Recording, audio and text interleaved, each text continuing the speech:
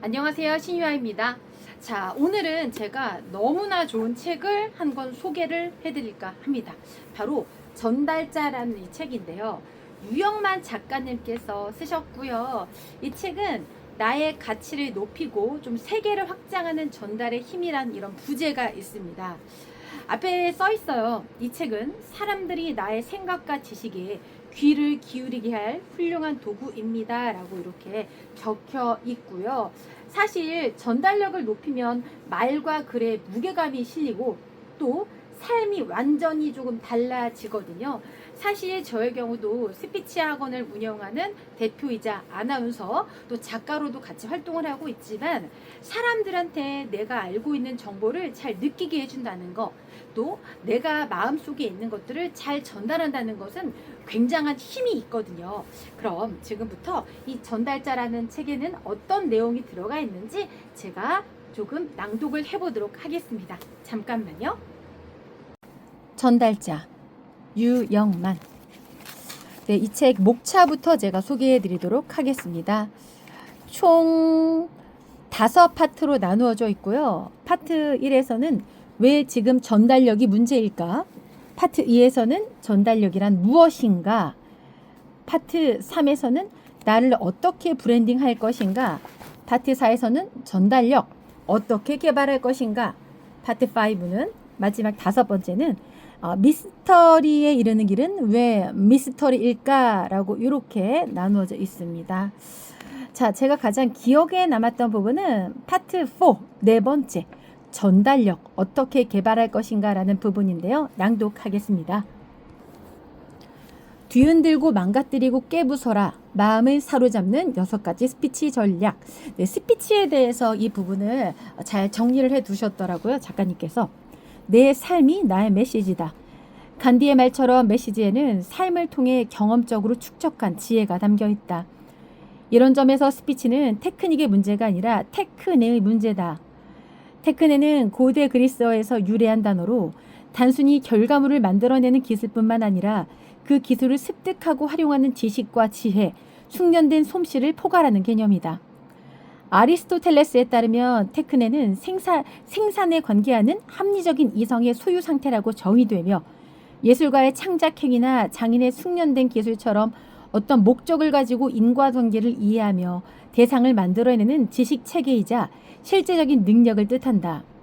테크닉은 테크네에서 파생된 현대 영어 단어이며 주로 특정 작업을 수행하는 방법, 기법 또는 기술적인 측면을 지칭한다.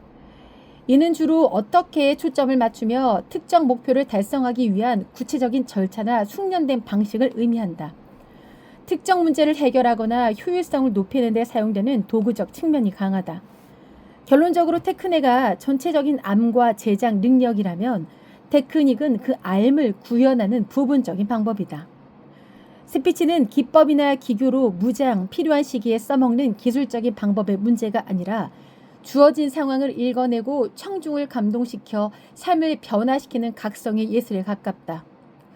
이는 단기간의 훈련으로 연마해서 습득하는 기능적 전문성의 영역이라기보다 장기간의 자기 변신과 개발을 통해 꾸준히 체득해야 될 종합적인 예능을 넘어 한 사람의 삶을 바꾸고 사람의 미덕을 쌓아나가는 본능적 욕망에 밀착되어 있다.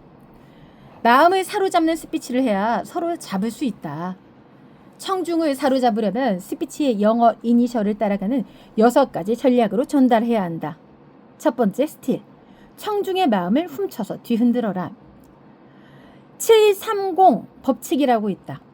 7초 만에 첫인상이 결정되고 30초 만에 강의가 재미있는지 아닌지를 판단한다는 법칙이다.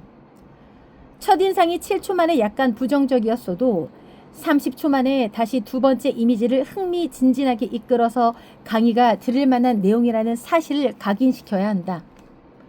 스피치 서두는 무조건 놀랍게 시작하면서 호기심을 자극한 다음 이 스피치를 끝까지 듣지 않으면 나만 손해볼 것이라는 강한 암시를 줘야 한다.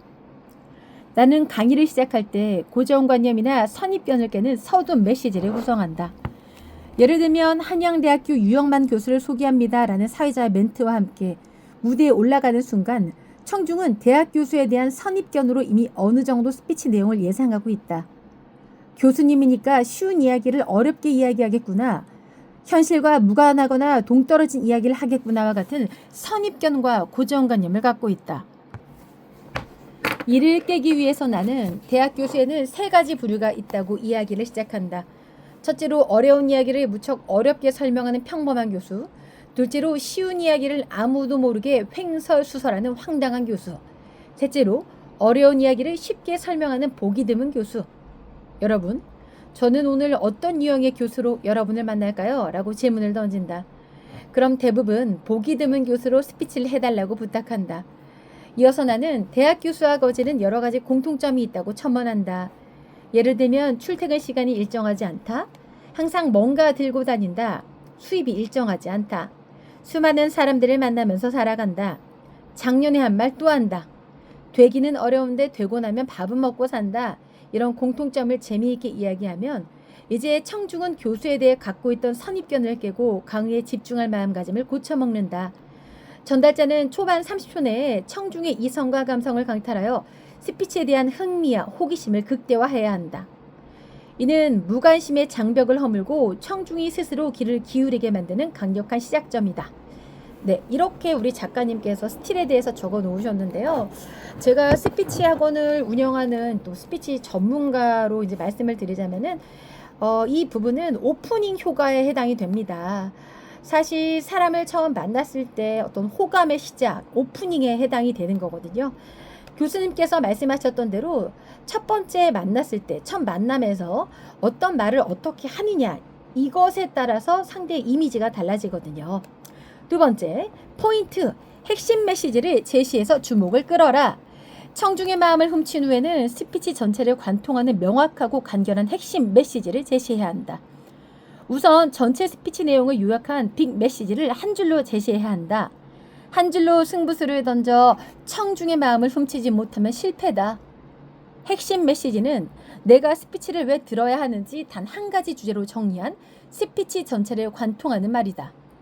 인간의 인지 능력은 복잡한 정보보다는 명확하고 구조화된 정보를 선호한다. 핵심 메시지는 청중의 사고를 안내하는 등대와 같다. 하나의 스피치에 너무 많은 메시지가 담기면 청중은 길을 잃기 쉽다. 따라서 무엇을 말할 것인가 보다 무엇을 남길 것인가에 집중해야 한다. 전달하고 싶은 핵심 메시지를 질문 형식으로 제시하면서 2가지 개념을 자연스럽게 비교해서 제시하는 것도 하나의 방법이다. 예를 들면 당신은 지금 침을 흘리며 변덕스럽게 흔들리는 추종자로 살아가고 있습니까? 아니면 땀을 흘리는 변화를 통해 세상을 뒤흔드는 추월자로 살아가고 있습니까?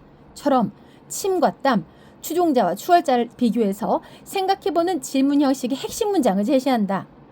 이어서 다음과 같은 후속 질문을 던져 오늘 말하고 싶은 핵심 메시지를 다양한 질문의 관점에서 생각해보게 만들어도 좋다.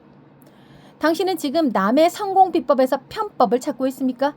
아니면 땀 흘리며 창조한 나의 성공 비법으로 고유한 방법을 개발하고 있습니까? 당신은 지금 남의 인사이트에 중독되어 인스턴트 인생을 살고 있습니까? 아니면 나의 인사이트를 개발하려고 어제와 다른 마주침을 얻기 위한 아웃사이트를 구축하고 있습니까? 네, 우리 두 번째로는 우리 작가님께서 포인트, 핵심 메시지를 제시하라 라고 이렇게 말씀을 해주셨는데 이 부분에 덧붙여서 제가 조금 더 말씀드리고 싶은 것은 핵심 메시지를 전달할 때는 말이 많으면 안 됩니다. 가령 문장 안에 말이 많으면 안 된다는 거죠. 예를 들면 이런 겁니다. 나는 오늘 너무나 행복한데 그 행복한 이유 중에 하나를 꼽자면은 무언가를 생각을 해보았더니 바로 밥도 맛있게 먹었고 뭐 했고 이렇게 해서 핵심 메시지 안에 문장이 많이 들어가면 문장 안에 말이 많아진다 싶으면은 그거는 핵심 메시지가 될 수가 없습니다. 오랜만에 너무나 제가 반가운 책을 만났습니다. 평상시 유영만 작가님을 굉장히 제가 좋아하고 또 실제로 뵌 적은 없지만 많은 책들을 좀 읽었었는데요. 이 전달자라는 내용은 사람이라면 꼭 읽어야 할 책, 소통을 중시하는 사람들이라면 꼭 읽어야 할 책이다라고 말씀을 드리고 싶고 그리고 제가 스피치 전문가로서의 느꼈던 감정들도 같이 말씀을 드렸습니다. 자, 거기에 더불어 자, 여러분. 자, 유영만 교수님의 책과 함께 제가 얼마 전에 소담 출판사에서 말하기가 두려운 나른이라는 이 책이 나왔어요. 제가 이 책을 소개하려고 하기보다는 이 전달자의 내용을 읽어보니까 조금 제 책이 또 많은 도움이 될 것 같아서 소개를 좀 같이 해드릴게요. 전달을 잘하기 위해서는 스피치는 또 기본이고요. 또 스피치를 잘하고 싶다는 마음만 있어서는 안 되고요. 응용을 하셔야 되는데요. 제 스피치 책을 읽어보시면은 실습적인 부분, 내용만으로 끝나는 게 아니라 어떻게 해야 한다는 방법들을 구체적으로 제시해 놓았고요. 그리고 요 뒷부분에 보시면은 스피치 워크북이라고 했습니다. 전달자라는 책과 함께 제 책도 읽어보면서 제가 제시하는 훈련들을 해보시면은 많은 도움이 될 것 같다는 생각을 해보았습니다. 오늘 저는 유영만 작가님의 전달자라는 책을 소개해 드렸습니다.